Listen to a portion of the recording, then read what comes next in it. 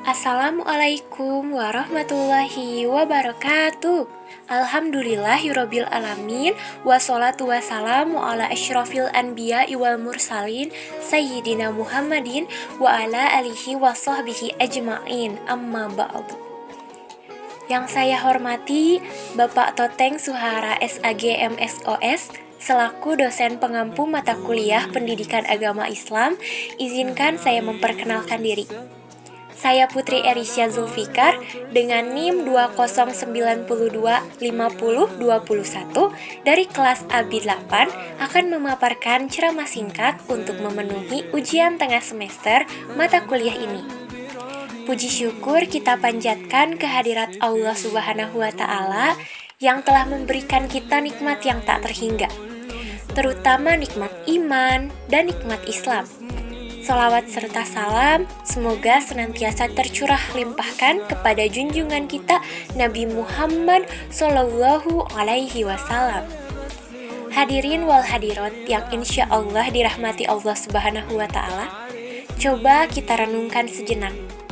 Hidup kita ini sangat akrab sekali dengan layar ponsel, dengan notifikasi, dan dengan timeline orang lain. Ironisnya, semakin kita terhubung secara digital, seringkali kita merasa semakin terasing secara spiritual. Benar bukan? Pernahkah teman-teman merasa hati Anda itu lebih cepat lelah, lebih mudah iri, atau lebih gampang cemas setelah membuka media sosial? Nah, inilah tantangan terbesar bagi setiap muslim kontemporer.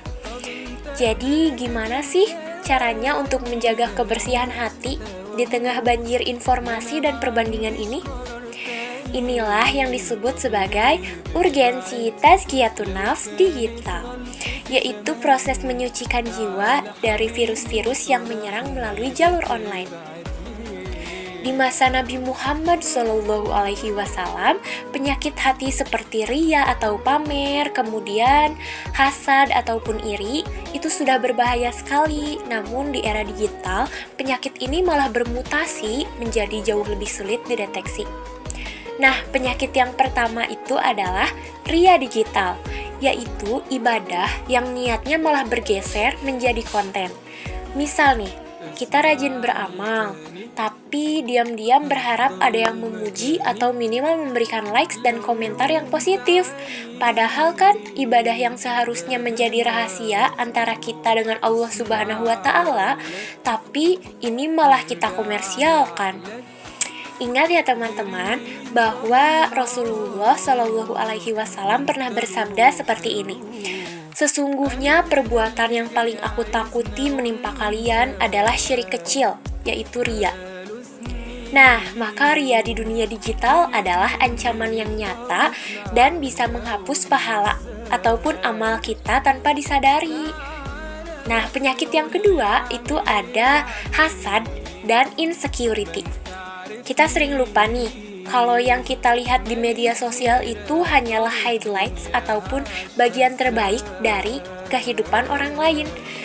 Kita kayak melihat kesuksesan, harta, ataupun traveling orang lain, kita lantas membanding-bandingkan, bahkan muncul rasa iri di dalam hati. Hal ini menghancurkan rasa syukur kita yang disebut qanaah, yang telah Allah berikan. Padahal Allah kan sudah mengingatkan kita nih dalam surah An-Nisa ayat 32 yang bunyinya seperti ini. A'udzubillahi minasyaitonirrajim. Bismillahirrahmanirrahim. Wala tatamannau ma fadlalallahu bihi ba'lakum ala bad.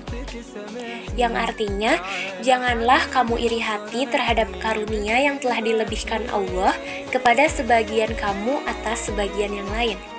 Shadaqallahul azim. Nah, media sosial membuat kita sulit untuk mematuhi perintah Allah yang satu ini. Lalu, apa sih dasar kita harus menyucikan hati?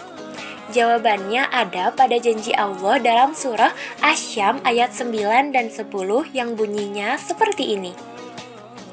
A'udzubillahi minasyaitonirrajim. Bismillahirrahmanirrahim. qad aflaha man zakkaha wa qad khaba man dassaha. Yang artinya, sungguh beruntung orang yang menyucikan jiwa itu dan sungguh merugi orang yang mengotorinya. Ayat ini adalah hijjah. Maksudnya hujjah ataupun bukti tertinggi bahwa keberuntungan ataupun falah sejati tidak terletak pada banyaknya followers ataupun tingginya jabatan, melainkan ada pada kebersihan jiwa. Oleh karena itu, dalam konteks akademik, kita perlu menyadari bahwa tazkiyatun nafs adalah fondasi utama integritas mahasiswa yang hatinya bersih, akan menjauhi plagiarisme karena takut kepada Allah Subhanahu wa Ta'ala, bukan takut kepada dosen. Nah, juga kita bisa menjauhi ghibah dan menjaga amanah waktu untuk belajar sebagai mahasiswa. Proses tazkiyah ini memastikan bahwa ilmu yang kita dapatkan barokah dan bermanfaat. Lalu gimana sih cara kita untuk menerapkan tazkiyatun nafs ini secara praktis dalam berkehidupan sehari-hari? Nah, ada 3 metode yang bisa kita lakukan. Yang pertama, dengan melakukan digital detox harian dan berzikir. Caranya dengan menentukan waktu khusus, misalnya 30 menit sebelum tidur, untuk benar-benar melepaskan diri dari segala notifikasi dalam ponsel. Kita bisa menggantikan scrolling sosmed dengan beristighfar dan dengan berzikir. Ini tuh adalah cara yang paling tercepat untuk mereset hati kita dari yang namanya kebisingan dunia. Ingatlah sabda Nabi Muhammad SAW yang bunyinya seperti ini. Ketahuilah di dalam tubuh terdapat segumpal daging. Jika ia baik, maka baiklah seluruh tubuh, dan jika ia rusak, maka rusaklah seluruh tubuh. Ketahuilah, ia adalah hati, al-qalb.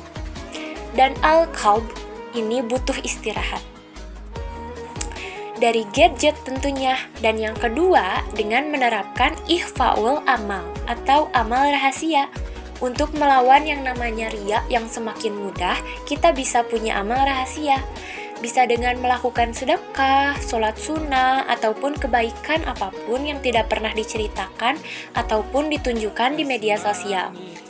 Biarlah hanya Allah dan kita saja yang tahu, karena ini bisa melatih keikhlasan yang murni di dalam diri kita. Nah, yang ketiga adalah dengan filtrasi konten. Jadi, di namanya yang media sosial itu, kita harus menjadi editor yang cerdas bagi hati kita. Caranya simpel banget. Bisa dengan unfollow ataupun hapus konten yang memicu hasad, insecurity, ataupun mengarah pada ghibah. Ganti timeline kita menjadi reminder kebaikan. Ingat ya teman-teman, lingkungan digital itu sama berpengaruhnya seperti lingkungan fisik. Hadirin wal hadirat yang Allah muliakan, jadi kesimpulannya tazkiyatun nafs digital itu adalah keharusan ya, bukan pilihan. Nah, keberuntungan ataupun falah kita di akhirat nanti ditentukan oleh seberapa bersihnya hati kita saat menghadapnya. Jangan biarkan like dan komentar dari manusia yang fana merusak niat amal kita yang seharusnya abadi. Mari kita jadikan teknologi digital ini sebagai alat bantu kita untuk menuju surga, bukan sebagai penghalang. Semoga Allah Subhanahu wa Ta'ala senantiasa membersihkan hati kita dan menguatkan istiqomah kita dalam berbuat baik. Sekian pemaparan dari saya. Mohon maaf apabila ada kesalahan kata, karena di sini saya juga masih belajar. Wabillahi taufiq wal hidayah. Wassalamualaikum warahmatullahi wabarakatuh. Jangan lupa share video ini ke teman-teman lainnya ya, agar ilmu yang kita dapatkan dan kita sebarkan menjadi amal ibadah. Terima kasih.